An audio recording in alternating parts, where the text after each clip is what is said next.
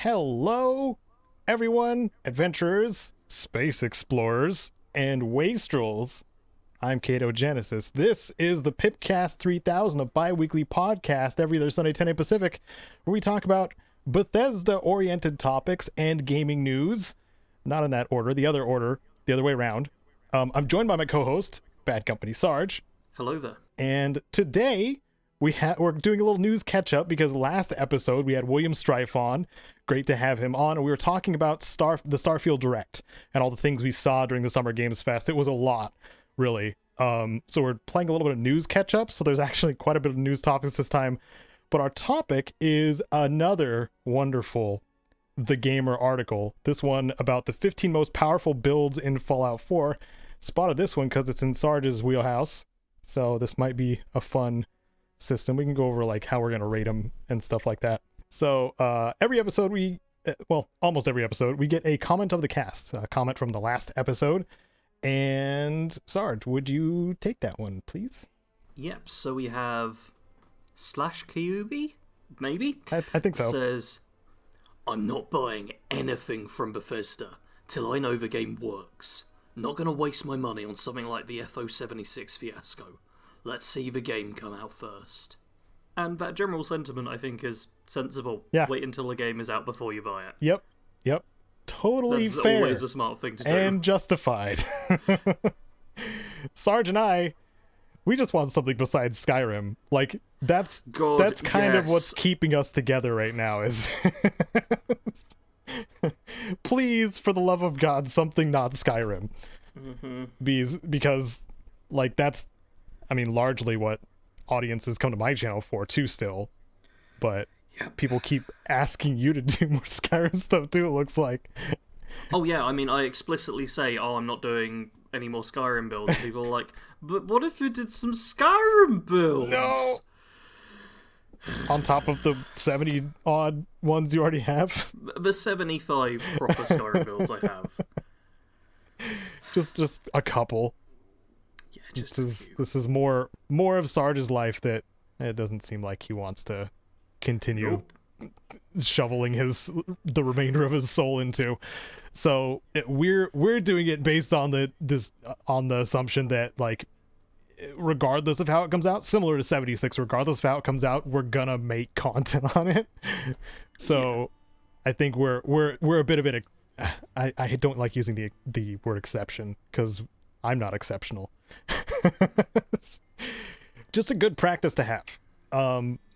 Wait and see, especially if publishers or developers are known to have something implemented into their games that you don't want later, or buggy releases. That's what I was trying to say.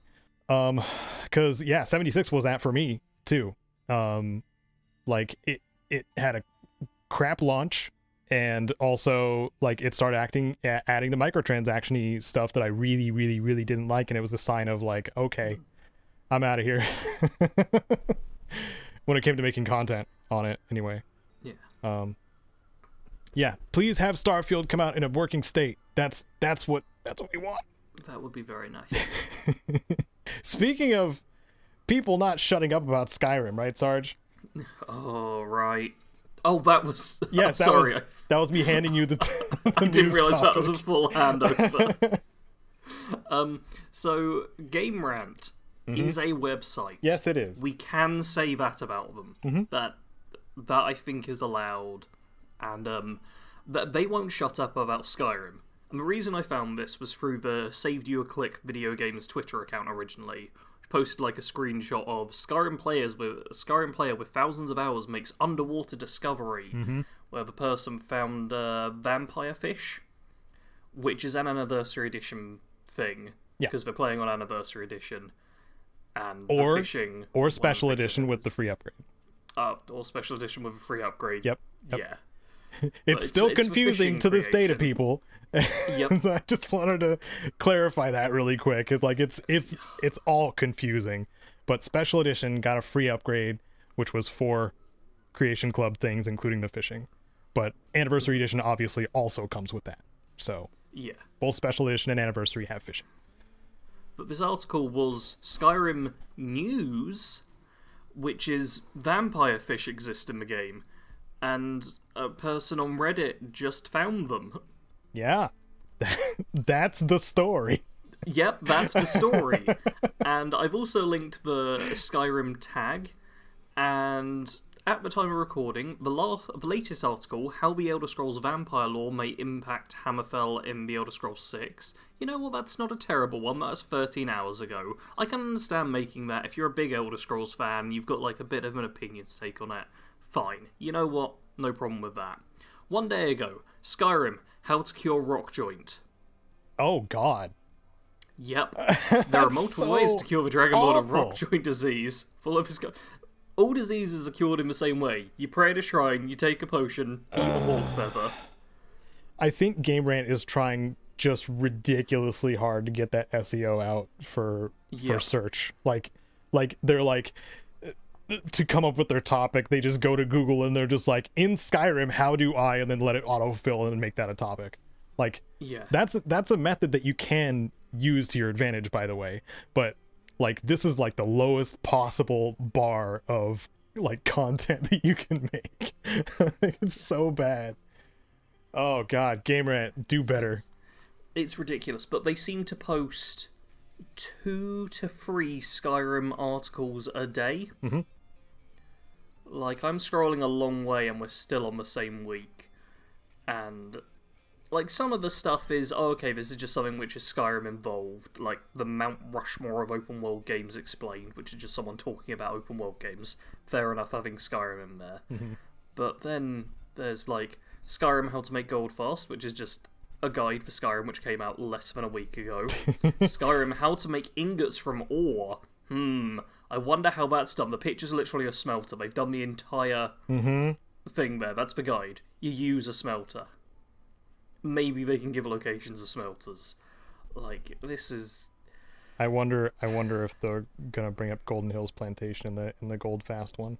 I mean, No. scroll up and... No. Have you checked? No. This is the thing, they don't seem to be playing Skyrim. They just seem to be making incredibly basic guides and stuff. Ugh. There's a Skyrim How to Join the Bard's College, which is go to the Bard's College, talk to the guy and get the quest. It's very simple. That's funny. Yeah. Don't go to Gamerant for your Skyrim tips, by the way. This kind of content should not be rewarded. I know I'm probably preaching to the choir here, but it's probably not going to stop either. So There's a guide on how to drag bodies. How to drag bodies. Yep. Great. And also, as I said that, the site went from having no audio to blasting audio. Great. For no good reason. Oh, amazing. That's a sign of a website that really hates you and wants you to click off of it. Yep. Oh, and in June 17th, 8 things to do in Skyrim when you're bored. Yeah, no, they were using the Google search to or Google autofill to just come up with topics like that. It's bad. Yeah, it's ridiculous. That's really bad. It's terrible. But you know what isn't a completely terrible RPG? Hopefully, Baldur's Gate 3. I have a patron/moderator that has poured many hours into the early access version of this game, and he says good things about it constantly. Well, lucky for him, it's gonna be actually launching even sooner than it was supposed to. Yeah. And why is that? Because Starfield. Yeah. So, Baldur's Gate 3, the PC version, was originally set to launch like early September, I think September 6th, which would be one day after the official launch of Starfield. Yep. And like 5 days after the early access. Mm-hmm. Yeah. Oh no, original was August 31st. Okay, so like a day before / 6 days before Starfield. Yeah, a day / week before, depending on the version of Starfield you got. So it was planning to launch basically at the same time as Starfield. Yeah. The PC version has now been brought forward to August the 3rd. However, the PlayStation 5 version has been delayed until September 6th. PlayStation 5 version launching at the same time as Starfield, not an issue. because Starfield's not on PlayStation. So wow, you're not crossing like consumer bases. Wow, that's actually that I didn't think about that. That's really smart. That's actually really smart. Yeah, the quote here is literally, this means the PC version of Baldur's Gate 3 will be released at a time when you'll have more time to play it.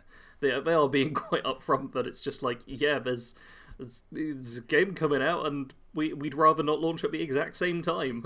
Wow. Yep.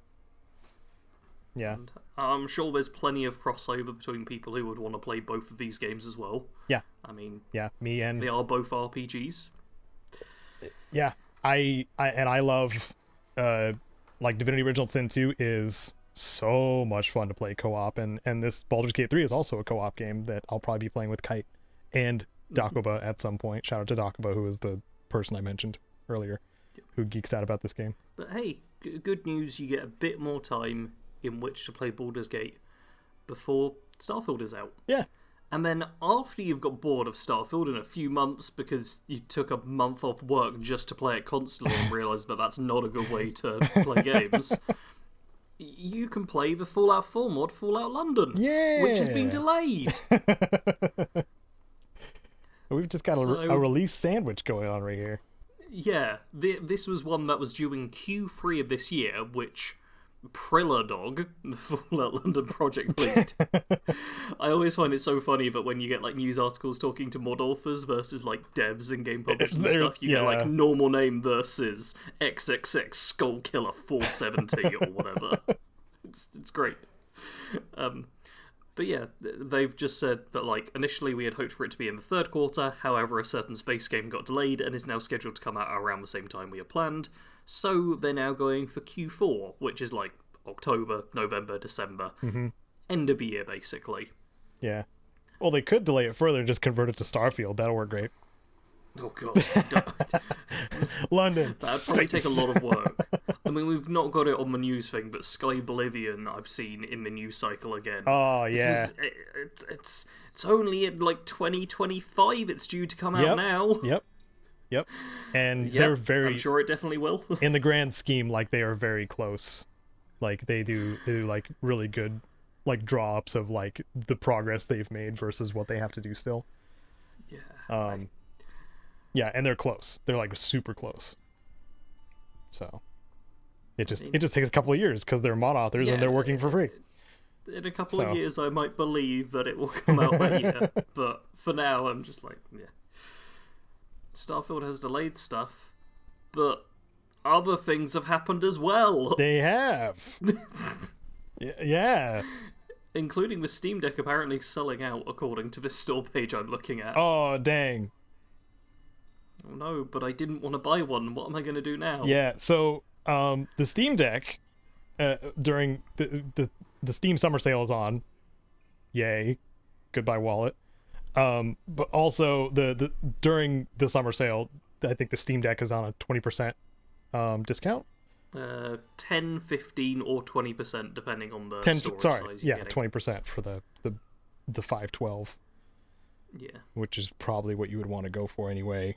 Yeah, there's a 64GB one which is tiny. That would make it like a emulation machine / indie game machine at most, because like a lot of AAA games are just well above 64 gigs now.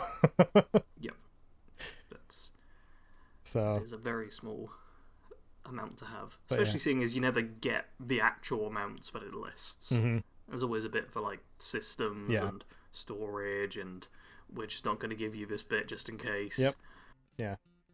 But I figured it was worth bringing up in case people were looking at, Steam Deck as a possibility for their gaming on the go.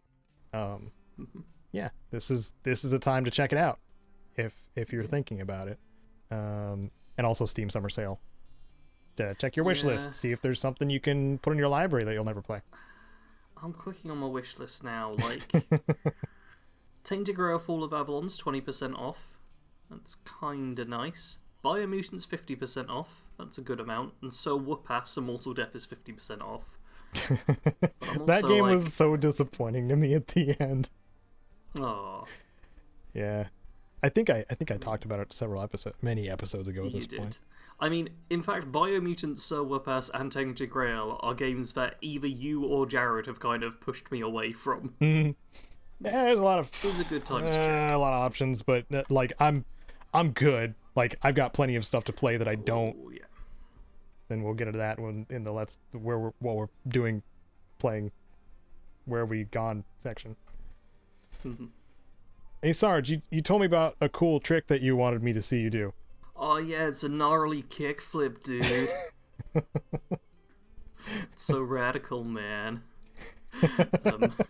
And other things too. There's a Starfield skateboard. Skate deck. It's a skate deck. Yes, it's skate deck. I mean, you can get wheels and put it on it, and then it's a skateboard. Yes.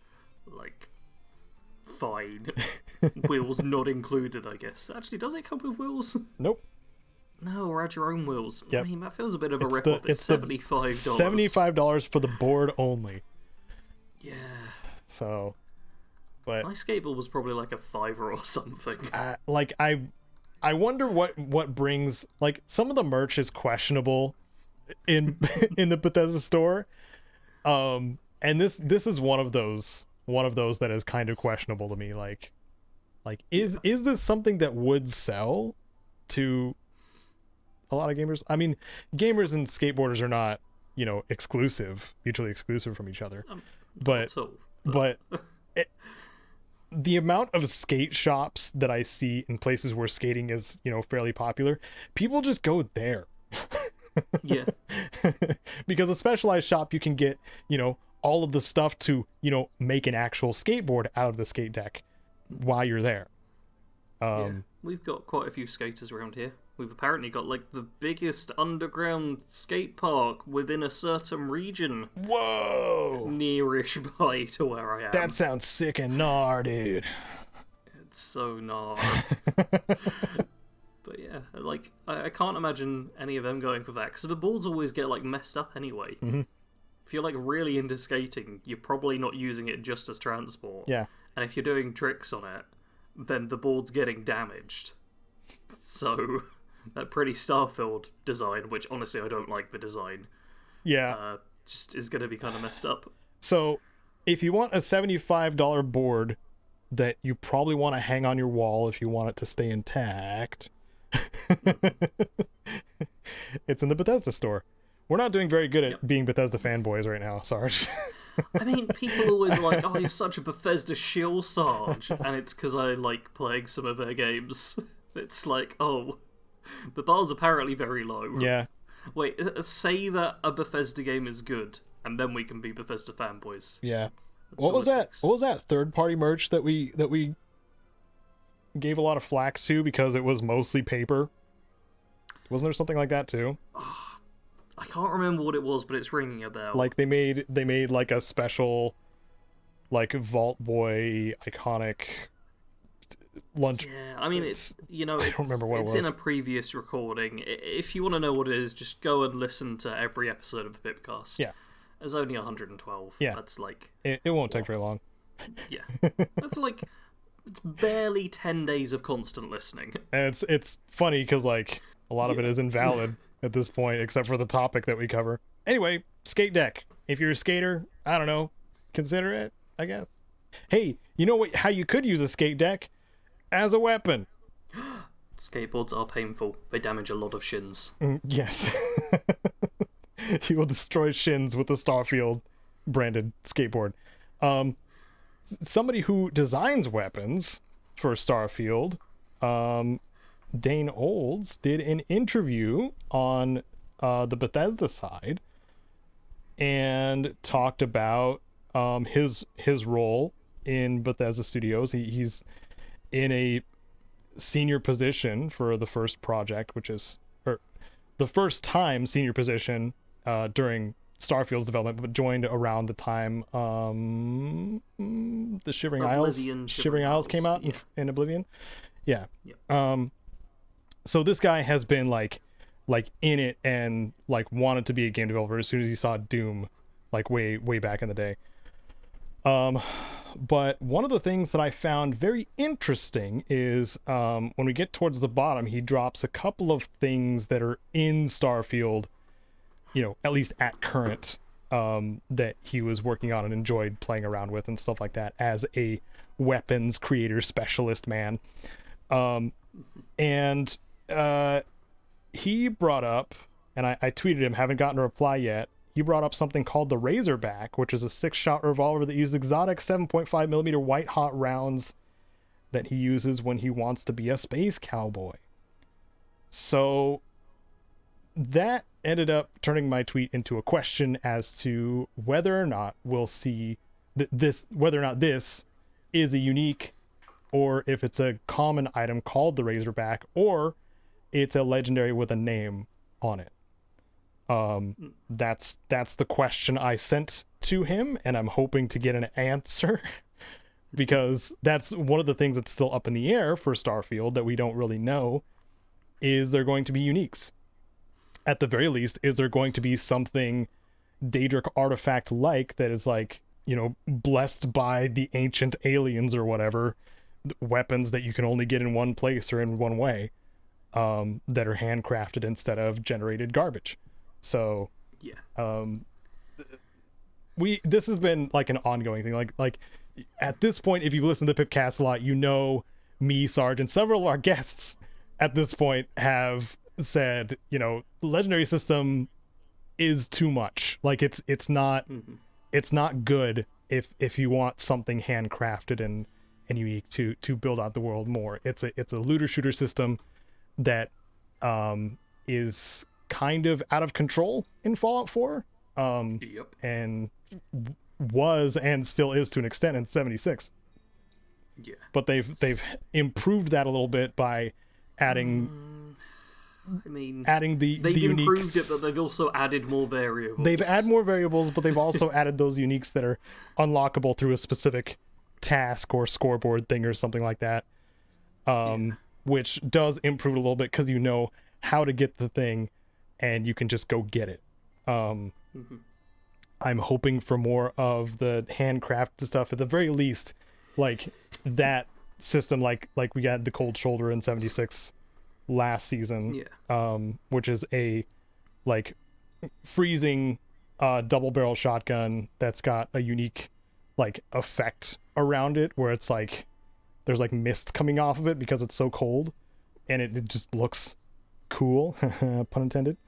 So I just, at the very least, I want stuff like that. We have yet to see.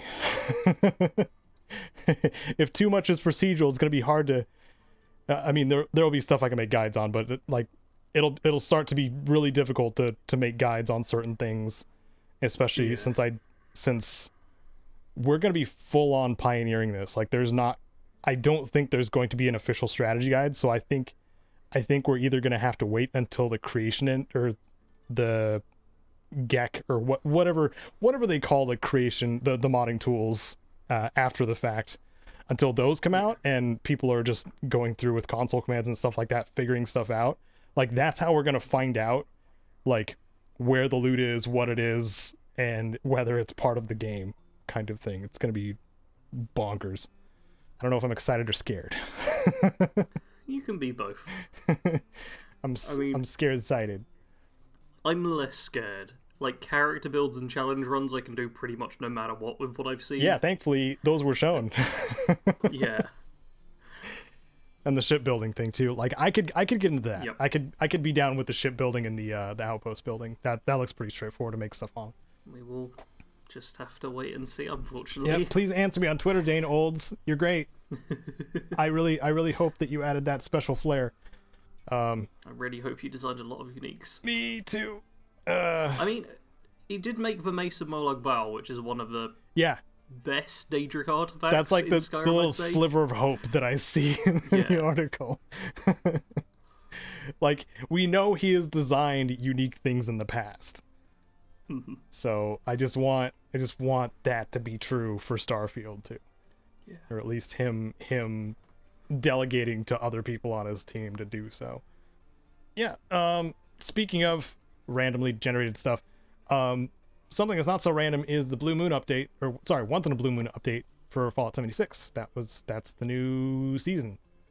A couple, as far as I know, it's a couple, at least 2 new cryptids added.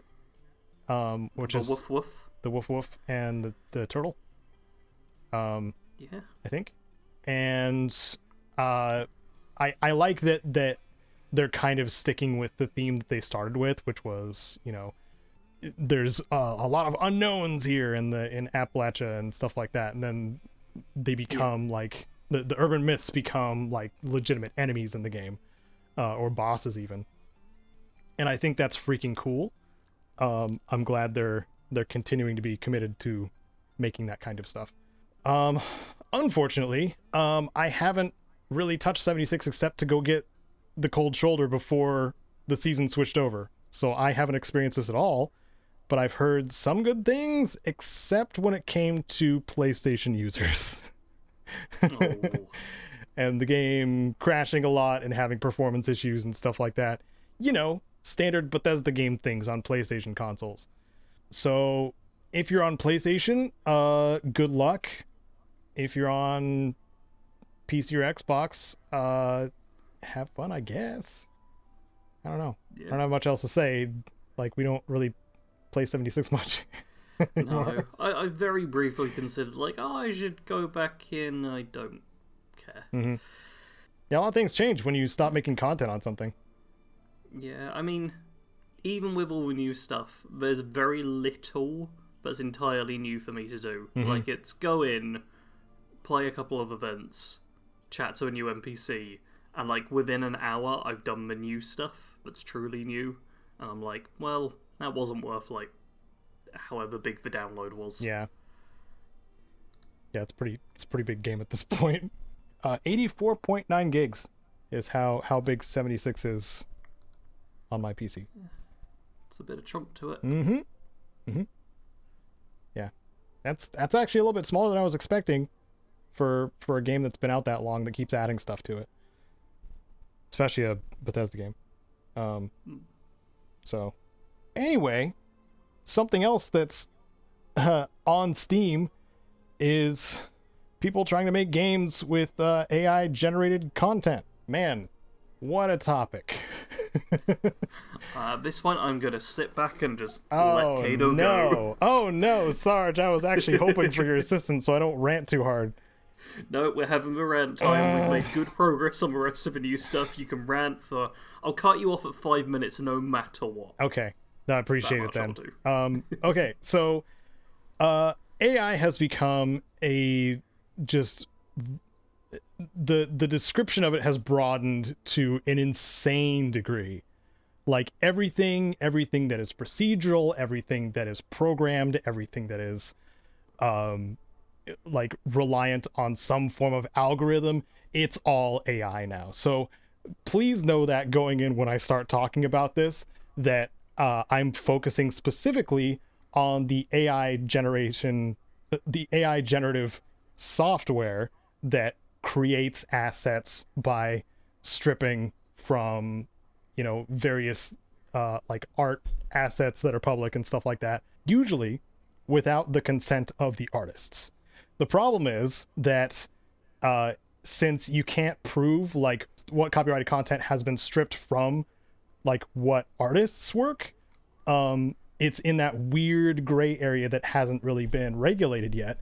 So Valve made a reported claim on somebody's game because they were featuring AI generated content, and this is AI generated artwork, which means they could have been stripping art from, like, I don't think it mentioned like what AI tool they were using, but it could have been stripping art from, what's the big, starts with the D, the big art freaking What's the big D? That's what you want to know, Caedo. I don't think this is a podcast for that.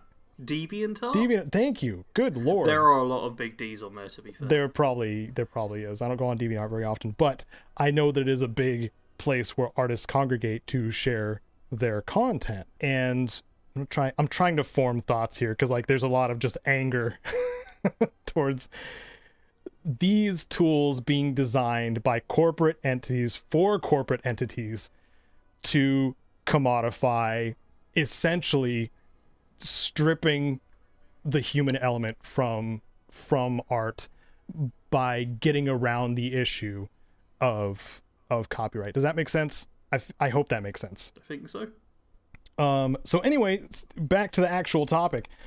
Steam just told the developer a lot of the assets, if not most of the assets of your game, are all AI generated for like placeholding purposes or whatever.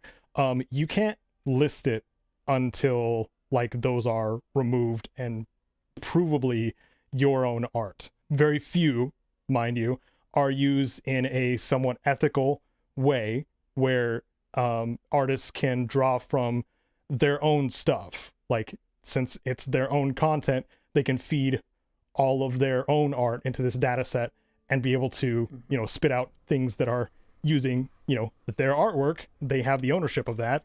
There's no question really on like whether or not that's not really legal or not. But this was like Steam kind of taking a stance on it, which I kind of like to see. And they had a similar stance on, if you remember, like Bitcoin related games or crypto related games and stuff like that. And I really appreciate that that they or like NFT related stuff. Like, I appreciate that they are actually being proactive in some respects on some of these things. Yeah. I know the person talking about their game also mentioned that there's other, you know, AI created or AI asset created games that are still listed on Steam. So like, obviously the system's not perfect. They do greenlight a lot of stuff that is super questionable, sometimes really asset flippy garbage. So yeah, this is something that I really really really hope gets focused down on when it comes to how these AI generators get their data sets, because that's the major thing. Is like, is this scraping off of DeviantArt? And like, if you type in, you know, an artist's name and, you know, a representation of, you know, something that they've made before, with, you know, a tiny little adjustments that the AI makes to make it, you know, kind of basically their work, but now it's yours kind of thing. That's where that gross, like, we can recreate this. And that's the cutoff point. Yeah. It's been 5 minutes, Caedo. I'm afraid that's all you're allowed to say on the Thank matter. you. AI tools in that sense are awful. Like and subscribe. I mean, you're worried about the AI, but what about the other robots? What about the Roombas, Caedo? They're coming to get us and we can't stop them. I know one Roomba that I trust, and it's Johnny Cage's Roomba, to keep his apartment clean when he's leaking gallons of blood all over the apartment.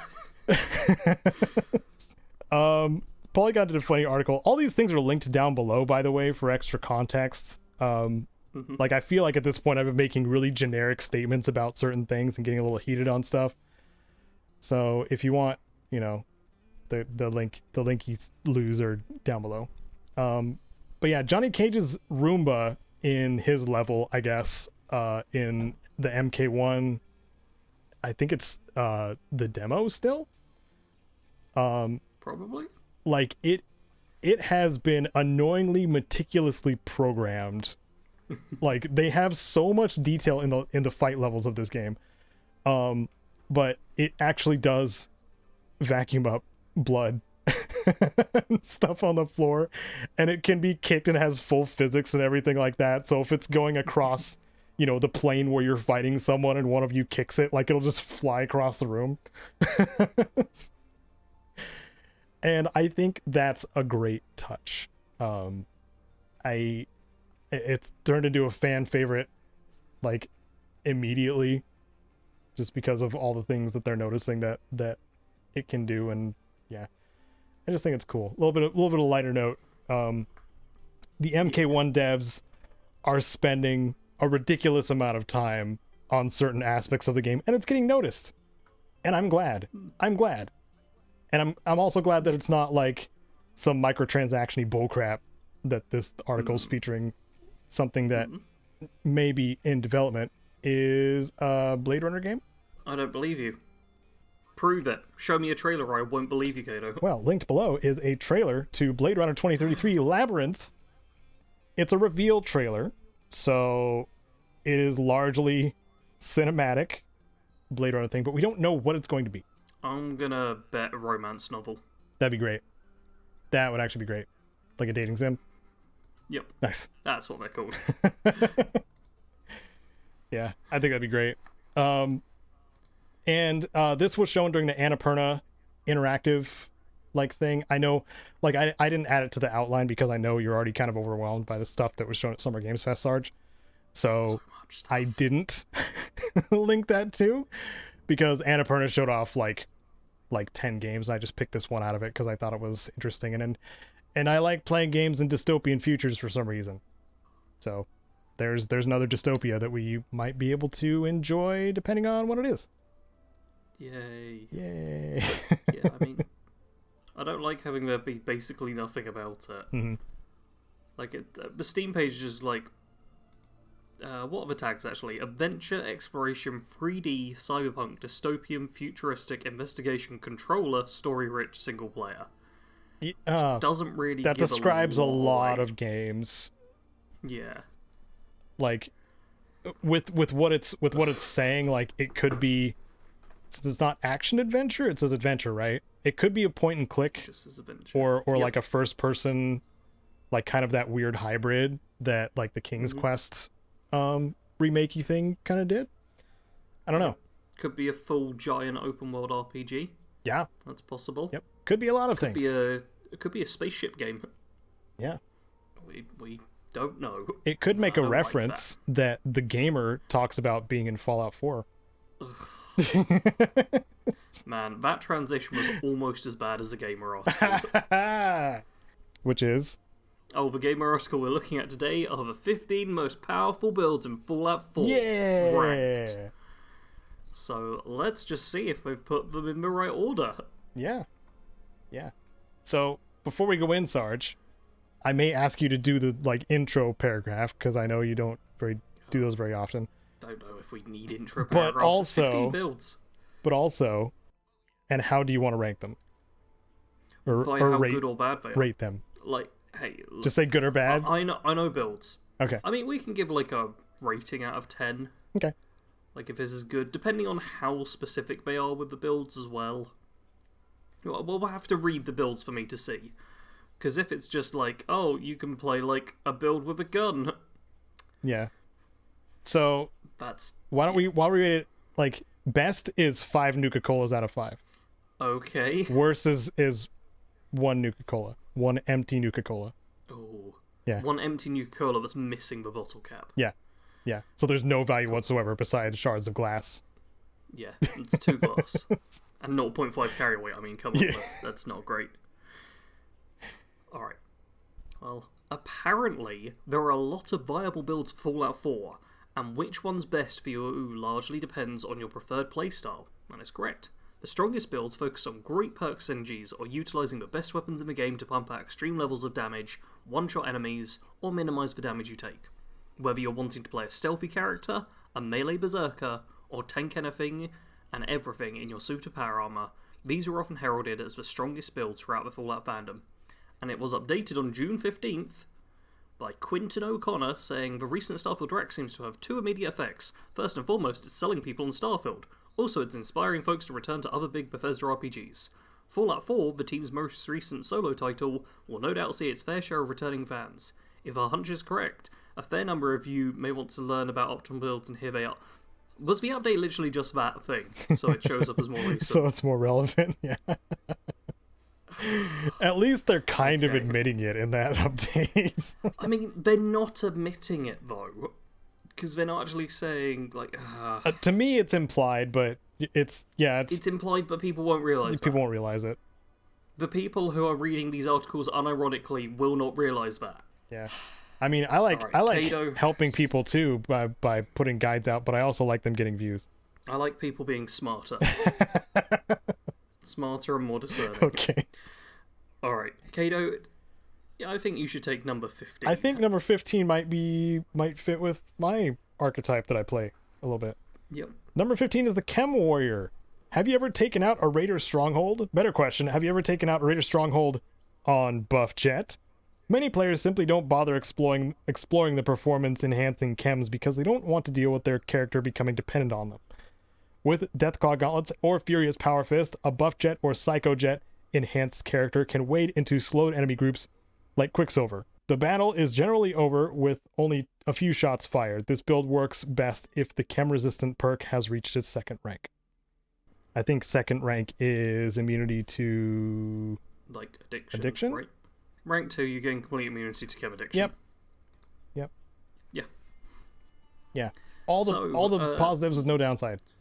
That's this is a character I played. But it's these builds are going to be fairly vague by giving us like a couple of points. Super vague. Yeah. I mean, it's use some of these chems, here's a couple of unarmed weapons. It doesn't mention doesn't even say pick Iron Fist, go high in strength, high in endurance, potentially high in agility. Those I'd say are the big three for this type of build. Doesn't give you any recommendations on armor. Nope. Just it's 2 very short paragraphs. Okay. So I'm gonna give this one, because they mentioned Deathclaw Gauntlets and the Furious Power Fist, even though that's one of the ones I'm very angry about existing in Fallout 4. I'm going to give this 2.5 out of 5 Nuka-Colas. I was feeling like the 2 to 3 range, so I'm gonna agree with that. We can use decimals. Oh, you're gonna be getting some weird decimals now. Hope you know that. 1.25. Yeah, it's not a weird decimal. 3.477428 pi 6 is a weird decimal. Okay, that's I don't know if that's how pi works either. That's not how pi works, but I've thrown it in there anyway. It's because it's a really weird decimal. Alright, Sarge, it's number 14. With this number 14 modded is, screenshot. Yeah, I don't like that. Is the Trap Layer. This build is a variant of a Sneak Center build, so get good at sneaking. Mines are an often overlooked weapon in Fallout 4. They're worth so many caps that it's hard not to sell. When combined with a sneaky character though, mines can be used to clear entire rooms of enemies, with only the flick of a wrist. Caltrops are another matter. These small pointed pieces of metal are quietly overpowered. Lesser enemies can be killed with a shower of caltrops, which also hinder their ability to give chase. Caltrops have another hidden ability. Reverse pickpocketing caltrops onto a target acts as a grenade, meaning it instantly kills the target. And unlike doing this with a grenade, it kills silently. I've never tried that. I haven't either. The reverse pickpocketing caltrops. That sounds really broken. I'm gonna Google this. Yeah, nothing on the wiki about it. Besides, when thrown, each caltrop, 5 in total, can be targeted in vats individually, and when thrown, it is possible that the caltrop might change its position on the map. I found the article where they're linking. They've just gone on Reddit for this. Oh, okay. Yep, because it's the exact same screenshot. Oh, 22 caltrops. Yeah, this is someone playing in a modded game, I will say, and we obviously don't know what difficulty they're at or anything. Yeah.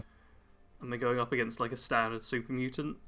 So, I am curious. Yeah, I can tell right off though that if that's the case, that it one-shots things when you plant it in their inventory. Well, no, because mines and grenades do the same thing. So, even if it's not fully intended, it still has the same effect of an explosive. Yeah. Except it doesn't reveal you, right? That's the argument that they're making. Yeah. I will say this is kind of cool. They have completely stolen it from a Reddit user, which they have not linked in any way. They've not even shown me images coming from Reddit or from a YouTube channel. This is... Oh, Razogoth has no subscribers. Well, that's going to change, but there we go. I've subscribed to Razogoth now. They have me as their only subscriber. Nice. Yeah, and it's Razogoth on Reddit. 2 years ago as well, I posted this. Oh, okay. And they do also, Razagoff, who's quite helpfully here, says sadly it rewards no EXP, so a reverse pocket build is not the most viable. I mean, the gamer would kind of argue against that. They're claiming it's super viable. Yeah, with the extra 14th best build in the game. context from the person who posted about it. I don't know, what's your rating?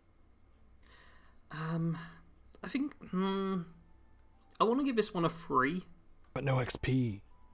It is no XP. I suppose you do need stuff. You know what? Yeah, we're going down to a 2. Okay. It's a fun thing to do with a late game sneak build, but there needs to be more of a focused sneak in here. They're just like sneak and explosives, no weapons, basically, which isn't a good way to play. Like, the caltrops thing is cool, and I will say this is also your good reminder to always try and go to the source when you're finding stuff out, because we got a bunch more information from this. Yeah, we did. Also, caltrops are from Far Harbor, by the way. That was my first reaction to that was like, what the frick? Are caltrops actually in Fallout 4? Yeah, that is the case. They're just in Far Harbor. That's how you get them. Yeah, I will say as well, the article saying that, you just throw a bunch on the ground and it'll kill lesser enemies. If you're playing like the lowest difficulty, maybe. Yeah. Caltrops really aren't strong. Yeah. But yeah, this is a neat idea and a fun way to play at the very end of the game with a stealth character. And it's a cool thing to learn about the game, but it's not a good build. So, 2 bottles of Nuka-Cola. 2 bottles. Caedo. Yes. The title of this next build is a build I've made. Wait, is it? I was certain it was. It seems like a title for a build you would do. Was it in Fallout 4 or was it in something else? Yeah, I was certain I had done this, but I can't find it. Okay, while you read it through, I'm going to check my Fallout 4 build playlist. Alright. Yep. Okay, number 13, The Tinkerer. Versatility is the name of the game when it comes to the Tinkerer build. Some of the more notable options include customizing their power armor sets. The Tinkerer can also craft some powerful weapons like the railway rifle. Some other perks, pun intended, of this build are the fast leveling thanks to its high intelligence, and always being able to craft anything that is needed rather than trying to scavenge the part in the wasteland. Explosives are a good alternate weapon choice for the Tinkerer due to craftable weapons like the bottle cap mines and baseball grenade. This felt like an incomplete thought. Or maybe I don't know, maybe I'm having a stroke. Oh no. This second paragraph, some other perks, pun intended, but like the perks were not brought up. Like there's no joke here. Of this build are fast leveling thanks to its high intelligence and always being able to craft anything that is needed rather than trying to scavenge the part in the wasteland. That doesn't make sense. Have to scavenge materials. Like, that's part of Fallout 4. If you're gonna build stuff, you need to have stuff to build out of. 1 empty Nuka-Cola out of 5. The Tinkerer sucks. Yeah, it's... Not your Tinkerer, this one. It turns out I haven't made a build called the Tinkerer. Oh, okay. I think I was thinking of the Scrapper or the Engineer or some combination of them. Oh. Who I probably described as a Tinkerer or something. But, yeah, all they're saying as well is high intelligence and craft your own weapons. Mm-hmm. Crafting weapons in Fallout 4 is a bad thing to do. Just gonna say that. Yeah. Like, it's a lot of resources, you need the perks for it, you're almost certainly gonna find the base weapon before you're able to craft it. Like, yeah, and you can't just straight up craft legendaries like 76. Like, you're probably gonna find something that's better than what you made. Yeah. And then you can modify that. Yeah, the modifying's good, and interacting with the crafting systems that way is good, but this build is garbage. Mm-hmm. Trash. Yep. What are we giving it, Caedo? That's our first 1 empty Nuka-Cola out of 5. That's what I rated it. Excellent. That is correct. Alright. Moving on to me. Number 12, The Smooth Talker. You didn't laugh at my joke, Caedo. There we go. The spoken word can have more of an impact than a mini nuke. This Fallout 4 build relies more on the character's ability to alter encounters even, with charisma rather than combat abilities. The Smooth Talker also receives huge discounts from merchants, and the ability to build larger settlements thanks to their personality. The Intimidation and Lady Killer/Black Widow perks are a must for this build. One of the great aspects of this build is how many items increase charisma. These aren't necessary, but they help tip the scales in the favour of a player. Dogmeat makes a fitting companion for this build, just get the Attack Dog and Lone Wanderer perks, both charisma based. Dogmeat doesn't count as a companion, so the Lone Wanderer perk still activates. Part of this sounds like something you would say, but the rest of it I don't know. Yeah, the second paragraph is saying get Dogmeat and play without any other followers, but there's also like the follower based perks make up a lot of charisma. Mm-hmm. So I feel like if you're going high charisma, you only need like mid charisma. Lone Wanderer's charisma 3 and Attack Dog's charisma 4. You get 4 charisma and you can get all the perks you need for your own. Yeah. And this person's going up to 10 charisma. We actually get the screenshot, so it's 3 strength, 2 perception, 4 endurance, 10 charisma, 10 intelligence, 2 agility, 3 luck. That's the build they're going for. So they're going for the intimidation perks too, most likely. Yeah, which are bad. They are really bad, unfortunately. Like, my 2-timer playthrough, I remember so many fails with above 11 charisma. Yeah. Which were unacceptable. It's because it's just vaguely a chance. I'm pretty sure in the Starfield Direct we saw like a similar thing, but the chances went up to 100%. Which I was just so happy to see. And it's like the controlling alien ones, and it's just, yeah, that's how it should be. Yeah. Just give us the percentage and be like, yeah, this is the chance it has of working, and if it goes up to 100, that is correct. That's how high percentages go. Yep. As out of context Todd Howard says, it just works. Yeah. This build doesn't work well, though. No. I mean, you do get more caps. Yeah. Also, they didn't bring up any examples of what raises charisma item-wise. No. They were just like, lots of things give you charisma. Yeah. Dogs exist as well. For anybody curious, what do you mean? Grape Mentats.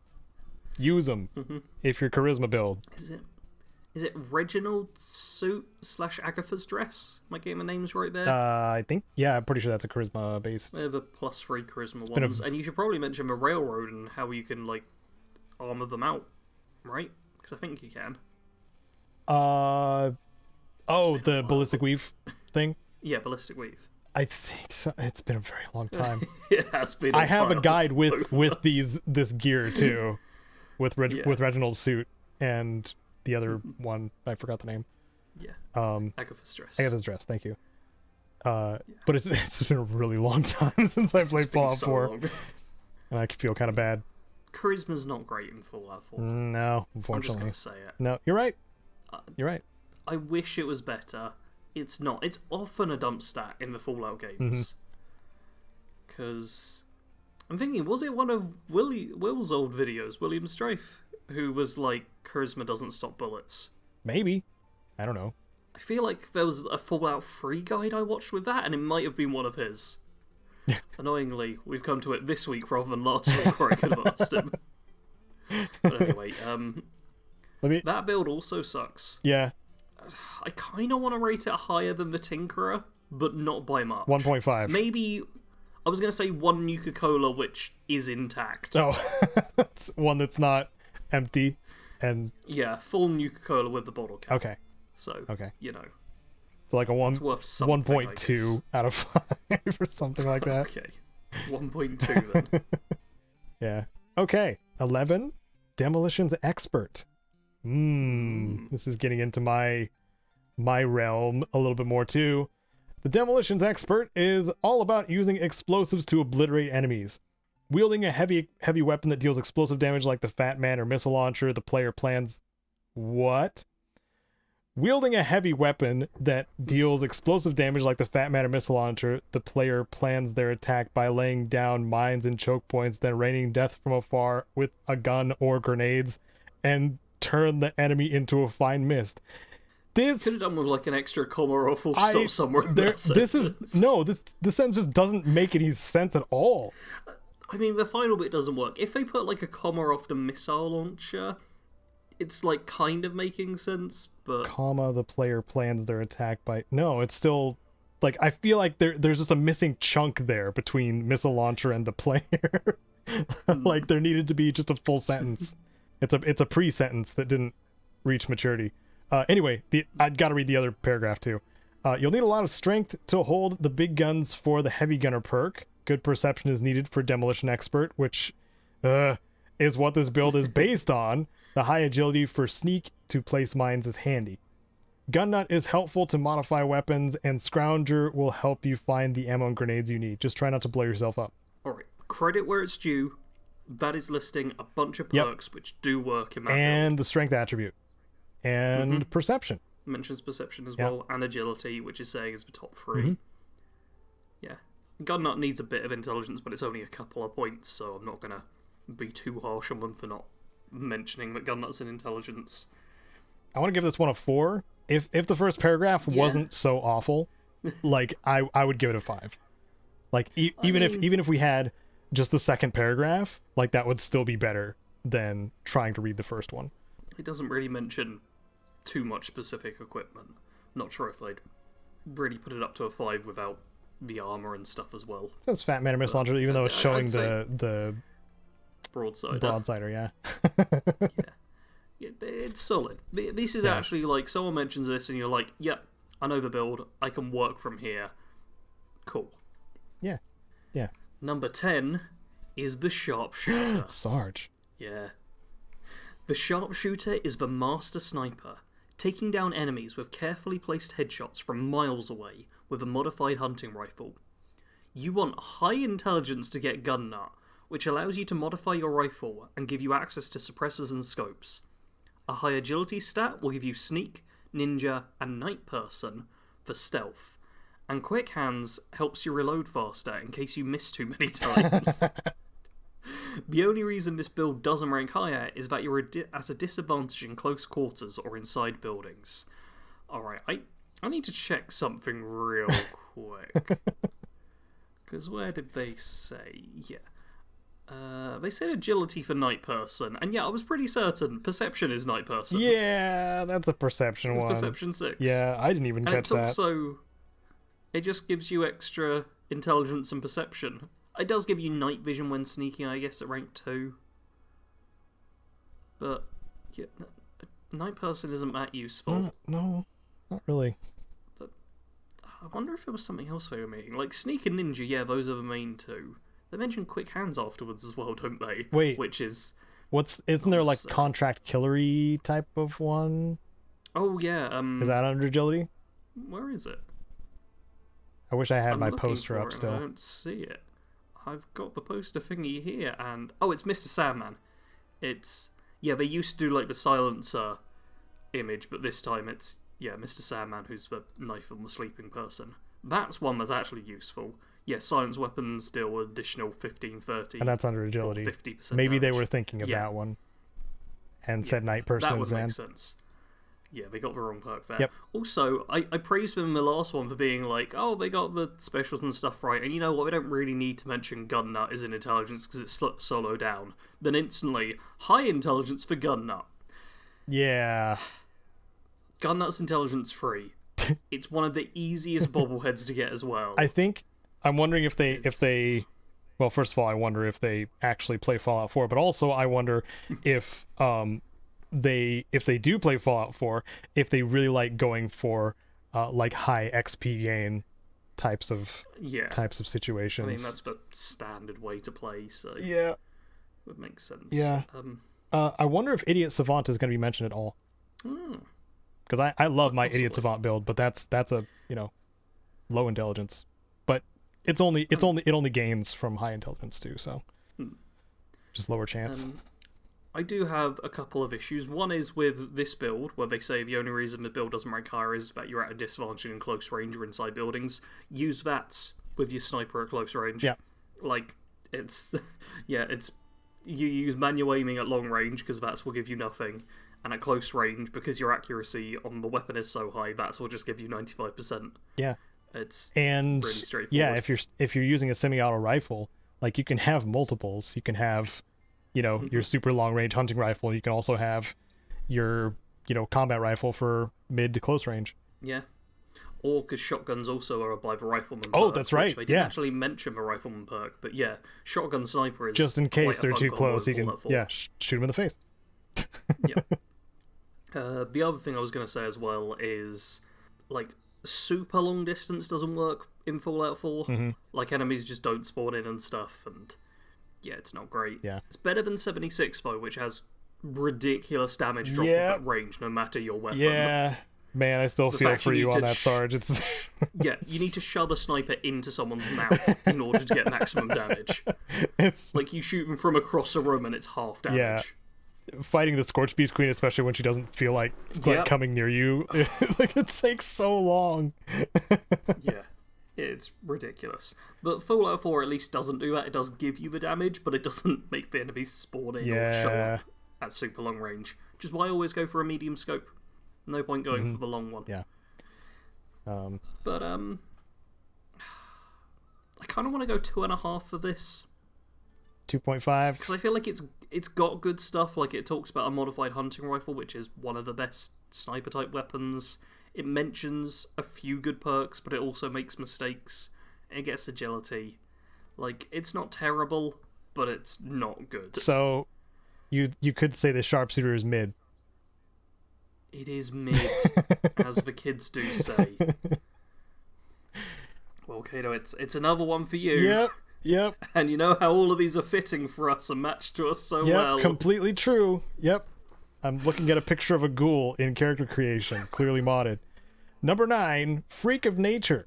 Freak of Nature is a strong build that seems fitting in this radiated wasteland. Any weapon or armor is viable with this build. The key aspects are perks and stats. You need high endurance and luck to increase your survivability. Ghoulish turns radiation into a healing tool. Lifegiver increases health and gives regeneration. Toughness raises damage resistance. Solar powered gives you additional regeneration in daylight. Ricochet makes bullets bounce off of you, and Cannibal lets you heal after each battle. Chem resistant allows you to inject as many useful chems as you want to go ballistic in battle. This is not a build. I mean, this doesn't feel like a build to me. It's a tank build. But spoilers, number 8 is going to be walking tank. Oh. So, well, they've basically just done, here's a bunch of perks that make you very difficult to die. But Freak of Nature because we found an image of a ghoul in character creation? I guess so. I suppose they use Ghoulish and Cannibal. Also, there's the passive regen magazine that I always go for. I think it's called like My Brain and Eye or something like that. That's a good one. But like a regen build is definitely possible. Like you can have a heal factor build in Fallout 4. That's definitely a thing you can do. But there's not enough here to me. No, this is a good starting point to be like, oh, I've got an idea for a build. I need to spend more time working on it so that it's actually a build. Yeah. So they're just like, I'll make myself very tough and it's called the Freak of Nature. And we're like, why is it called the Freak of Nature? Like, give us a bit more. Because I modded my game. Yep. Now I look like a piece of jerky. I mean, reasonable tank build. Mm-hmm. I'll give it that. Yep. Unfortunate that the next entry is about tanking. So I'm going to say 2. Like not enough. Not enough here. Yeah. 2 out of 5. Well, the very first line of the walking tank. The walking tank is similar to the Freak of Nature, but focuses on using power armor. Before I go forward, just remember that the Freak of Nature, any weapon or armor is viable with this build. Mm-hmm. But this one focuses on using power armor instead of any weapon or armor, which would include power armor. Okay, you'll want to get your hands on a good set of power armor and armorer, science, nuclear physicist, and a healthy stash of fusion cores to get it up in top shape, customized to your needs and to keep it running for a long while. Then you want a heavy weapon like a minigun with heavy gunner, and possibly full auto weapons with rifleman. That's wrong. That's very wrong. In case you run out of your preferred ammo. Afterward, pick some durability perks like Life Giver and Toughness, then have fun bulldozing enemies in your power armor. this was the perfect opportunity to bring up Pain Train, and they didn't. They didn't mention Pain Train. That is one of the coolest enemies. perks in Fallout 4 by far. They also said Rifleman instead of Commando. Yeah, I caught that one too. It's got a link too. Let's see where the link goes. Oh god, I mean they also say possibly full auto weapons. The best perks every player should get in Fallout 4. Yeah. Well, this is one we can go over later. See. Okay, I'm just gonna scroll down to see if they've got Rifleman. Or if they're just lying. They do have Rifleman. Okay. All rifles, muskets, and shotguns are affected by this perk. That's not right. Yeah, they clearly don't know what it does. And I mean, the description, it's pretty clear. For anyone wondering, Rifleman's the Perception 2 perk, and the description, attacks with non-automatic rifles do 20% more damage. Yes. Could not be clearer than that. Nope. Non-automatic. Not auto. Yep. It's like... This could be another one of those scenarios where they don't really play Fallout 4, they just look at it a lot. Yeah. I do sometimes wonder if the people on the Gamer website play these video games ever. If they have any interest in gaming, or if this is just like, I need a few bucks, I'm just going to write an article. Overall, this build, though, despite the inaccuracies, is not terrible. Big heavy tank does work well. Yeah, and also it's complementary to the previous entry, where they should have just been one entry. Yeah. So should have just been one entry. I will say they've gone way too far with the special on this, of getting everything they want to get. Like, it's a bit too spread out, and all of these builds will be helped so much with a recommended special. Yeah. That'd be lovely to see, but we don't get that. No, because they would have to do extra work and use the one of like several calculators out there to figure out what their build would be for this. What I'm saying is it's not that difficult. Yeah, it's really not. You know what? I'm going to give it a 3.5. It should be a 4, but they've made some really dumb mistakes. Yeah, the walking tank should be using Commando, not Rifleman. That's a big one, because if somebody followed this build and went with Rifleman and tried to use an auto rifle, they'd be like, "What's my damage?" Mm-hmm. It's ridiculous. Okay. Well, number 7, Ninja. The Ninja build is a master of stealth that uses melee weapons to sneak up on enemies and stab them with a blade. A high agility for 5-star sneak, Miter Sandman to kill enemies in their sleep, and Ninja for enhanced sneak damage. From there, you can dump points into luck to increase your criticals and give you better criticals and critical banker to put some points in strength, or put some points in strength to increase your melee damage, and a few in endurance to increase survivability when you get caught. I mean, besides the Miter Sandman, pretty straightforward. Yeah, this one's actually pretty straightforward. I would give this one probably a 4.5. Oh, I was going to say a 4, because we've not actually mentioned any weapons or armor. Oh, true. True. So yeah, I'll say 4 then. Yeah, the modded screenshot we've got shows like a fancy katana thing and somewhat shadowed combat armor style thing, but with like a ninja emblem's probably some modded variant of that. But like, if you'd said like shadow combat armor and a knife, even just a knife, I'd be like, yeah, good enough. Yeah. But yeah, ninja's a good way to play. And they mentioned the ninja perk, which makes sense. Yep. Because yeah, these are the perks you'd want. Going into luck, if you're playing that's wise, makes sense. Yeah.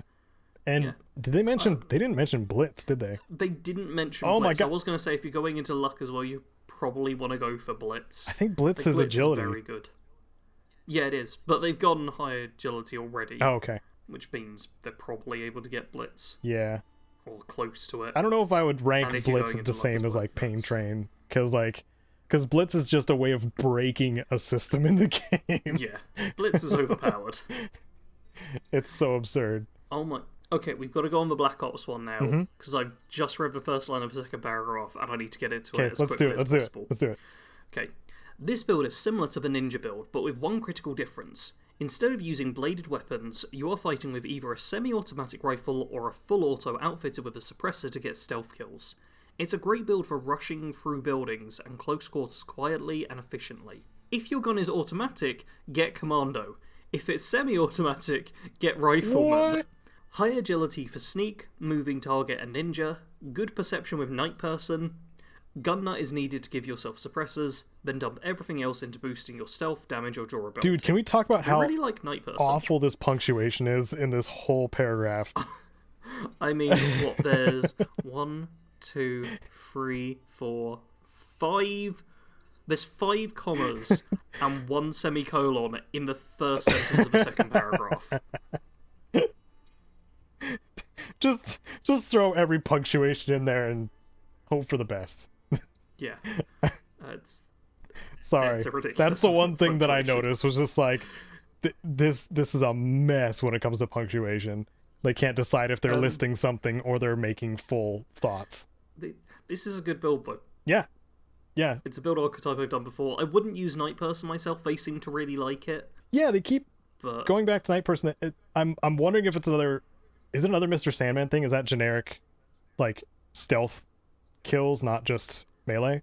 No. Night Person is just extra perception and intelligence during night hours. No, I'm wondering if they meant Mr. Sandman again instead of Night Person. I mean, Like maybe they're possibly. getting them mixed up since They they could already be. had. Mr. Salmon will be a good one to have because you're getting suppressors. It'd definitely be better than Night Person. That's what I'm wondering. Yeah.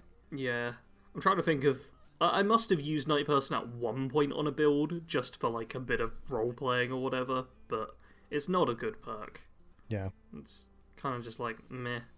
If you're going max intelligence and just want to focus on experience, it's kind of handy to get, but only if you're already going high perception. Yeah.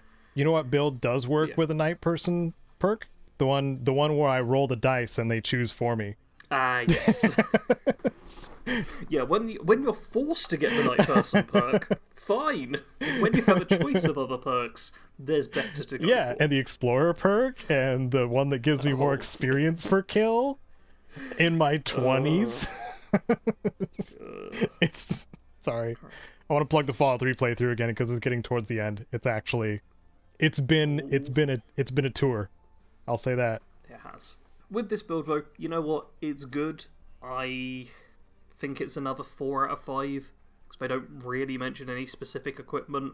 I'd maybe be tempted to go up to 4.5 because they at least mention the type of rifles you want to use. Maybe, I don't know, 4 or 4.5. What do you think? Yeah, I'll go with 4.5. Nuka-Colas for this one. 4.5. It's basically our highest rated one so far. Yeah, and it would be the half would be like a Nuka grape or Nuka orange. Ooh. Yeah, we're getting fancy. And we've got another modded. There's so many modded screenshots.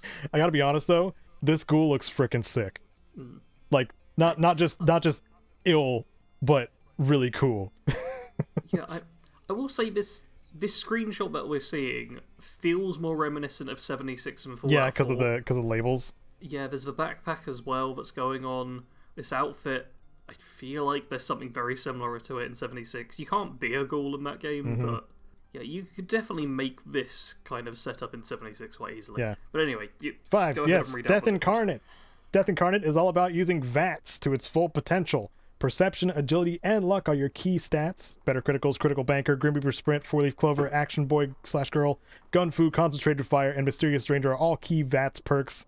Is that just all of them that make this build ridiculously powerful? As soon as you see an enemy, pull up VATS and start targeting enemies. Any armor or weapon will do well with this build, though pick a weapon that can either fire a lot of rounds without reloading or something that reloads quickly to avoid wasting AP. On the like perk attribute building side, like they're pretty specific, which is good. That is like very high perception, agility, and luck for all those perks. Yeah, like this seems like the most hyper focused. But again, like you said in a previous one, like we don't really see gear. Yeah, they just say any or weapons or any armor weapon will that do. shoots Well, a no, lot. Not any. Yeah, but they could have just said a pistol is best with this build. Yeah, because a handgun would be correct. freaking great. Because you know what? If you got like a quad missile launcher with the extended ammo thing or something, that's got a lot of ammo without reloading. But you'll get and like that's 2 shots tops. got a from high that. VATS cost too, or high AP cost. Yeah. So Even though the game frickin' doesn't tell you. Yeah, the Deliverer absolutely Deliverer is destroys perfect for this. destroys with a VATS build. yeah, I mean, my hardest ever challenge run probably was with the Deliverer, And like, yeah, it's an insane Yeah, weapon. there's no competition for handguns in Fallout 4. The Deliverer is just busted and good. Yeah. There's also plenty of armor mods which help with that stuff, which they could have included, but didn't. Yeah. So I feel like this is another 4.5. Like, all they needed to do was actually mention some weapons and armor. Yeah, but this works well enough for me. Yeah, I'll give it a 4.5 also. Yeah. Not too bad. Half a Nuka Wild is the 0.5. Ooh. Yeah. Number 4 is the Human Deathclaw. The Human Deathclaw is built around using the Deathclaw Gauntlet and stealth to get close enough to enemies to trigger Blitz. Oh! If done correctly, the armor will be irrelevant, though anything that can benefit your stealth, like modified leather, is a good idea. You want Iron Fist, Blitz of course, Ninja, Action Boy/Girl, and Sneak. Agility is your main priority until you can get the perk levels you want, then focus on strength and endurance to keep you alive when stealth fails you. Overall, quite good. Yeah. They almost mentioned the armor correctly. Modified leather is not helpful to say. No, it's really not. You kind of need to say what it's modified with. Yeah. Also, another modded screenshot with Deathclaw skin leather armor. Why is it all modded screenshots? Yeah. I guess a lot of people play with mods. Yeah. And they're the ones who almost like to be, look at my pretty Yeah, game. the thing is too, like if you it's very like low bar-y stuff again. Like if you present something that people are going to ask questions about, like mods are definitely one of the easiest ways to do that. Yeah. It's just like, oh, here's a modded screenshot, and then your engagement skyrockets because people are like, oh, what's that? Because you don't source things. No. They've been really bad. I swear in some of them they had like the source listed, even if it was just YouTube. Yeah. But this time there's literally nothing on the images. Nope. Man, I hope there's some Walking Dead fans and our listeners that are still listening to this nonsense. Oh, wait, we need to rank this one. Oh, sorry. Sorry. One, 4. Like, 4. Yeah. There we go. We're on the same page. Sorry. And now Walking Dead fans. I hope Walking Dead fans exist sometimes, maybe. Number 3 is the Negan build. There are so many cool weapons to use in Fallout 4 that picking a baseball bat as a character's main weapon seems like a wasted playthrough. Players have tried centering their build around using a bat, specifically the Rockville Slugger with the bladed and aluminum mods. Know that this build can become incredibly overpowered during late gameplay. With the big leagues and bloody mess perks, a high strength score, and a focus on more critical hits, a player can easily start dealing around 1,000 points of damage per hit. The Rockville Slugger also comes with a minus 40% VATS bonus, so getting the Grim Reaper's Spirit perk elevates this build to one of the best builds in Fallout 4. The Rockville Slugger, that's one of the named legendaries, not a unique, right? Yes. Yes. Yeah, because less max cost is just like a generic legendary effect. Yeah, that's the one that Mo Cronin sells. Sorry, I got really audible about that. Counterpoint, the actual unique baseball bat in Fallout 4, the 2076 World Series bat, is superior to the Rockville Slugger because of its effect that knocks enemies away at a chance. And you can put the aluminum and bladed mods on it too. But why would you if you have Nuka World and put the rockets on it instead? Yeah. So this seems like a vanilla build where they didn't know about the 2076 World Series bat. I know I'm getting very particular about this, but it's because why not go for the best? Especially if it's like, I'm pretty sure it's one of the locations. Who sends you to Jamaica Plain? Because Jamaica Plain is where the 2076 World Series bat is. Yeah, I feel like Mo possibly does. I feel like there's a few different ways you can kind of be sent there. Yeah, it seems like there's a lot of someone which tells you about it. Yeah, something gives you that heist mission to go through the laser grid too, and Dogmeat always screws it up. Anyway, this build is functional. It seems like they even say the lowered cost. Like the first time they mention an actual bonus on a weapon. Yep. So points for that. Grim Reaper's Spirit is funny. That's the funny typo. It is. I will say I have a problem with this build. Oh. Which is, it's the Negan build, which is the Walking Dead guy with a baseball bat. Yep. But all they've done is a baseball bat. Yep. Doesn't he wear like a leather jacket? Grease a jacket and jeans, why not mention Yep. that? This is a problem I have just across the board with builds based on like a character that already So if anybody, exists. I have a perfect example too. Somebody suggested when I was doing my Fallout, it was either Fallout 1 or Fallout 2 playthrough, that I call it the Johnny Cage build. I can't, Because you punch stuff? because I punch stuff. Like I couldn't, and punch groins specifically a lot of the time. Okay. So it is kind of on brand for Johnny Cage, but I can't, like, this is Fallout 1 and 2. You can't just make your character, your little character sprite, look like Johnny Cage, Yeah. and do anything else that would make that, viable. And also, I'm not a Mortal Kombat fan. I'm very aware and appreciative of what Mortal Kombat is, but like I don't play Mortal Kombat, so that'd be disingenuous on my part. Yeah. So like, and also doing something like this and not even addressing that they call it the Negan build for anybody who doesn't know what The Walking Dead is, like that's a bit of a disservice to the reader too. Yep. So I was gonna give this one a 3, but I want to lower it. Let's go 2.5. 2.5. Okay. I really. And there's another reference on the next one. Ooh. This is One Punch Man. Ah. Named after the popular anime, this build focuses on unarmed combat using the Blitz perk.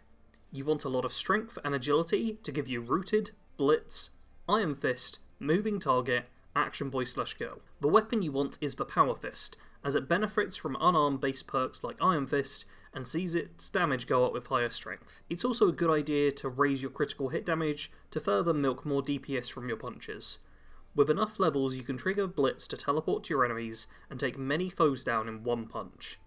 Tougher enemies will take a few more hits, but it's still absurd how fast they go down. Yeah. Is it just me, or are we getting like the same build at this point quite a few times? They're the last few are properly descriptive on like how you should play or how your build should be, like down to the perk layout that you want as well as a weapon. So but it's the same sort of thing we're getting. We're really not getting particularly distinct because builds. one of the previous like punchy-ish builds just didn't mention Blitz, or one of the melee builds. Yeah, it's like we're occasionally missing out a perk or having like an item different. Like this one's the Power Fist. Previously it was a Deathclaw Gauntlet, but almost the same thing, just slightly more stealthy. Like a lot of these builds are really similar up at the top. Seeing as the Caltrip thing from now sounds like one of the most garbage things they can talk about too. Now that we've gotten down to number 2, like the reverse pickpocketing build compared to this is like night and day. Like it feels like this was a list of 5 maybe, and they just added on to it because the level of quality completely changes from the beginning to this point. The thing is, the level of quality changes, but they all become very, very similar builds. That too. Like, the ones at the start actually felt a bit different and like you were playing in different ways. Now you are just a stealth character that punches things or shoots them. Mm-hmm. That's it. Yep. It's melee or ranged stealth. That's what we're getting, essentially, with every build. Yeah. I think we were also assuming that these were grabbed from Reddit also. Quite at least one of them without crediting the original post. So anyway, let's get to number 1. Just quickly, this rating. build like a 3. I'll give it a 3. 3 new calls for the One Punch Man. It's named after the anime. Yeah. Good on them for getting it that time. 3.1 for mentioning what the actual thing is. So number 1, Infiltrator.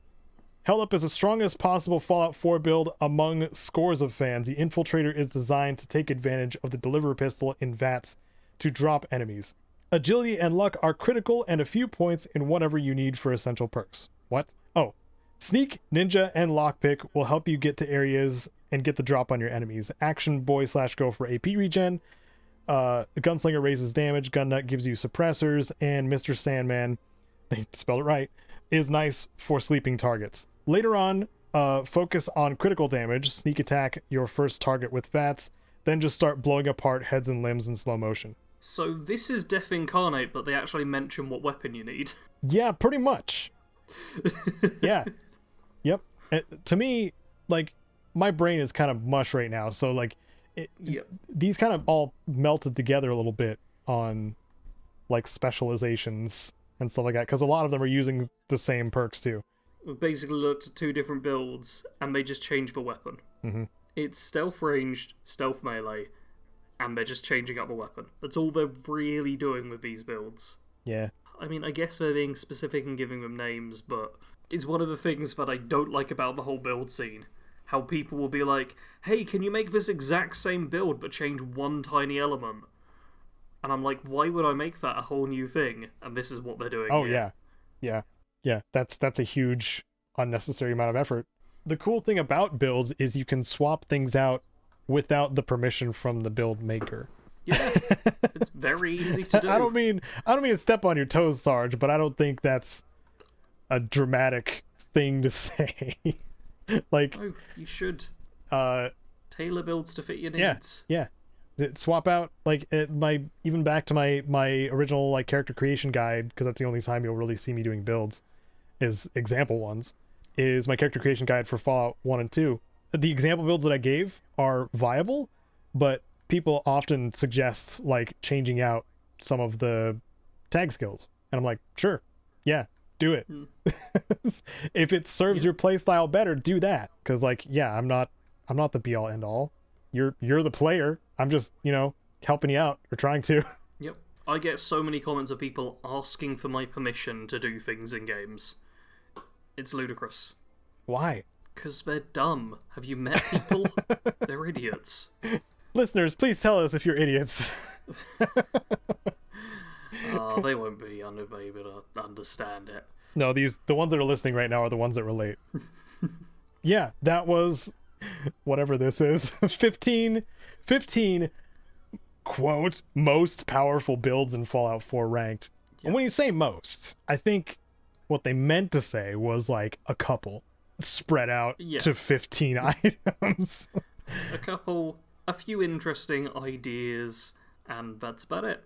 Yeah. So we gave our rankings for like each of the builds ourselves. What would we rank in Nuka-Cola's this article? Oh, I drank all the Nuka-Cola. They're not allowed any of it. Okay.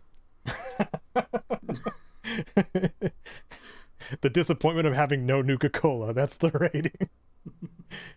Nice. Okay. Well, after ingesting that much Nuka-Cola, what games have you been playing? I've been playing a few games. I've been playing a lot of Apex Legends, and I've realised I'm gonna beat the season thing way earlier than I thought it was, which is nice. But I unlocked a new character as well, Valkyrie, who flies around on a little jetpack thingy. Nice. It's very overpowered with using her, because if you're half decent with mobility, you can just avoid everyone quite easily. Yeah. I beat Loop Hero, which I mentioned a few times, was like a little indie roguelike game, and I beat it, and now I'm like, that was weird. Is that your your review of the game? Yep, that's for my review of the game. I've gone back and started playing the Outer Worlds. What? I've been getting the itch too lately, actually. Well, I've booted it up on my Xbox because I was like, I wanted a proper RPG to play, and I figured I'd go more of a conversational route, because on the Xbox the controls obviously aren't as good or anything as on PC, and I remember not particularly liking the combat in the Outer Worlds anyway, and it does feel very clunky. Like, it feels like an older game than it is. Yeah. In terms of combat, which sucks. But the story's fun, the characters are fun. I've just been slowly chipping my way through. I only recently got off the first world, because I'm trying to not do a completionist, but go around and explore lots of stuff. So, yeah, just having a bit of fun with that. Just like playing a sci-fi game before Starfield is out. Yeah. Which is decent. Interesting. And Did you want to bring up the thing that you're making related to that? Oh yeah, 10 more games to play while waiting for Starfield. Yeah. Is something I'm making and have not worked on much yet. Yeah. Despite saying So I wanted to ask you about it actually. Did you look at any of the footage I sent you for my little cameo? Nope. This is Saturday we're recording. I haven't been online on my computer since Tuesday. I think I still have the footage. For 3 days worth. So I'm gonna have some Prey B-roll in this section of the PIPCAST in case people are actually watching. Because Prey is fun. Prey is so much fun. Anyway, go on. Spoiler alert, Prey is one of the games on that Yeah. list, which should come out next week. Spoiler. Yeah, we should have it done next week. I talk about Prey. On Saturday. And Sarge gave me a maximum time limit, and I almost reached it. Oh dear. All of my entries are going to be much shorter because I've realised I don't want the video to be crazy. I'm going to take over the video. Can't be That's what's too going to bothered. happen. But honestly, I've got a better video, which is 10 games to play while waiting for Starfield, which has better games listed because I really thinned myself down on that list. And this is more of the, well, this also works Yeah. sort of list. But hey, if you're looking for sci-fi games in a week, that'll be out on my channel.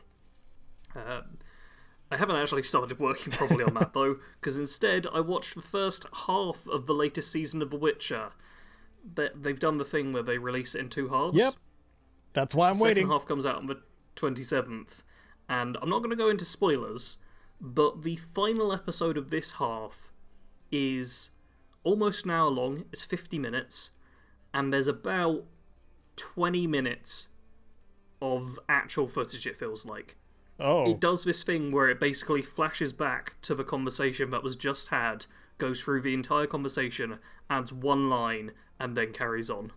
What the heck? And it does it constantly. My sister and I were watching it, and both of us hate it. The final episode of this half is terrible. It is so bad. There are 2 things that happen. 2 important things happen in the episode. I could describe them in a single sentence. I'm not going to, because spoilers. But it's like treating it like a clip show almost. Yeah, it's weird. It's a nothing burger. Sounds very weird, especially for a Witcher episode. It's a garbage episode of TV in general.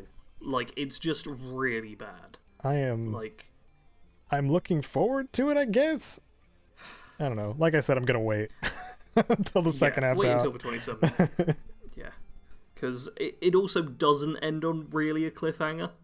Oh. Like, it ends just as stuff is about to happen after 45 minutes of nothing happening. Yeah. It's like, and you can watch what actually happens next time. And it's like, this episode is pointless. You shouldn't have released this episode. Yeah. You should have made it like 10 minutes of the start of the next episode. Especially because the episodes vary from like 50 minutes to a little over an hour. They could have cut this down to like a 10-minute quick thing. And it would have been fine. We could have had... I'm ranting. But yeah. My sister and I are now somewhat glad this is the final season, because if they're going to make episodes like this, no big loss. Yeah. Yeah. Well, the final... Why can't I think of that handsome man's name? Your husband... Henry your Cavill. your husband's name. Yeah. But it's the final Witcher season. Yeah. There's no more Witcher seasons. There's no more after Caedo. this. Yep. Remember, there's no more after this. It's going to make it end in a really weird place, Yeah. though. What have you been doing, Caedo? Oh, man. Well, I already mentioned that I've been playing Prey. I actually got a little further than I thought for getting footage for you, because I was actually just having fun, because I had never played Prey after they had come out with the survival mechanics, or played the main Prey campaign, because like I spent a lot of time making guides on it. So like after you hit a certain point of like ingesting so much information about a game, like all discoveries are kind of found, and it stops being interesting in that way for me. So I waited a long time to go back to it. And yeah, I was very much enjoying it a lot. And like the little survival mechanics in there too were pretty great. There's not really a food mechanic, really. It's more like if your suit's damaged, like you'll start losing oxygen if you're, free floating or 0G floating and stuff like that. You can get traumas, which are like if you get caught on fire, you can get like a 3rd-degree burn, which reduces your maximum health. If you get a fracture, you can not sprint. But there's robot operators or sorry, operators everywhere that are like medical operators they're robots that they can heal you and get rid of those traumas. You just gotta know where they are. But that system is cool. And also even adding those little modifiers, like I forgot how difficult Prey is even on normal. Like even having the knowledge that I died several times because like fighting the Typhon is rough early on. and choosing your battles too, like because it's very immersive simmy in how it all works. There's enemies you just should avoid for a while and come back to later, and I'm too bullheaded to do that, so I started using my recycler grenades on the Typhon I couldn't fight hand to hand or with a shotgun. Anyway, lots of fun. Do recommend Prey 2017. You'll hear me talk about it and gush about it some more in Sarge's video, and he may cut some of the audio because I hit the 5-minute limit. I beat Republic Commando, Star Wars Republic Commando. It was a game I looked upon fondly when I was playing Operation Anchorage, because the squad mechanics in Operation Anchorage are kind of bad. So I wanted to go back to Republic Commando and see if it held up. It does hold up pretty well. I didn't know that the game just ends. Like, you feel like there's a build up to something happening, and then something does happen where you're just like, oh god, and then it just rolls credits. And it's like they were super ready to make a sequel, or they just finally ran out of time, because the game was initially going to be smaller too. Like, I thought it was a smaller shooter. I got like 13 hours out of it or something like that. That's a long time for a shooter campaign, especially from a 2000s game. No, sorry, 9.4 hours. Like, that's still pretty long for a shooter campaign, from what I recall back then. Yeah, Republic Commando, do recommend. Like, once you get the hang of the slightly archaic controls, the squad mechanics are kind of unmatched even today. I don't know if I risk too much by saying that, but like, they work pretty dang well from when this game came out, and I want it in other games where you're dealing with a squad. I want it so bad in other games that we play nowadays. Like, they really had something good in this LucasArts game, and it's cool. So now I'm done complaining about how people should be playing Republic Commando and not forget about it. I also played Project Zomboid. It's a weird thing to say, but it's one of my comfort games. Because Project Zomboid is one of the most brutal zombie survival games out there. I've been having fun with it. Not much else to say. It's Kentucky in a zombie apocalypse in the 90s-ish, but it's an isometric view. There's a lot of like ridiculous simmy mechanics in this game that kind of put it above a lot of other survival games, but it's also one of those survival games that seems like it's going to be in perpetual early access. Like, it's never going to have a 1.0 because the developers keep coming up with other crap that they want to add to the game, and maybe they will, maybe they won't. Like, they don't seem to have an end point at all. In most cases, people would be like, that's not necessary at all, but in other cases, it's pretty freaking cool. Take over a building, like a derelict building, obviously, and then make it into your own little home base with little survival-y gather and build kind of mechanics. Man, I could talk about a lot, actually. The weather and the seasons change, like time does pass, so the roads start getting more cracked the more time passes, and then of course like greenery starts like growing up the sides of walls and stuff like that. Like, this stuff is totally unnecessary for an apocalyptic game. The sum of its parts makes it great. I don't know, I'm having trouble with words now, so I'm gonna stop there. Thank you for joining me, Sarge. I don't know if I thank you enough. Thank you for joining me and talking about the Gamer article and gamer news and stuff. If you want to find Sarge, his channel is linked below. He does. Yeah. Check out his 75 Skyrim builds. Please don't ask him to make more. my final like non-challenge run Skyrim video, because I'm doing my like Dragon Hunter run till Starfield comes out, but my final like bonus Skyrim video launched yesterday. So if you ask for more Skyrim stuff, it's not gonna happen. I need Starfield videos. That's what I need to start making. Please give Sarge Starfield video ideas, and both of us in that, for that matter. Give us Starfield comments if you want to. But thank you for listening to us rant about stuff on the PIPCAST 3000. We should be back in 2 weeks, every other Sunday, 10 a.m. Pacific, for another PIPCAST 3000. But until then, I hope you take care of yourselves, play some fun games, and don't get overwhelmed by the availability by how many are announced and available and stuff. Bye.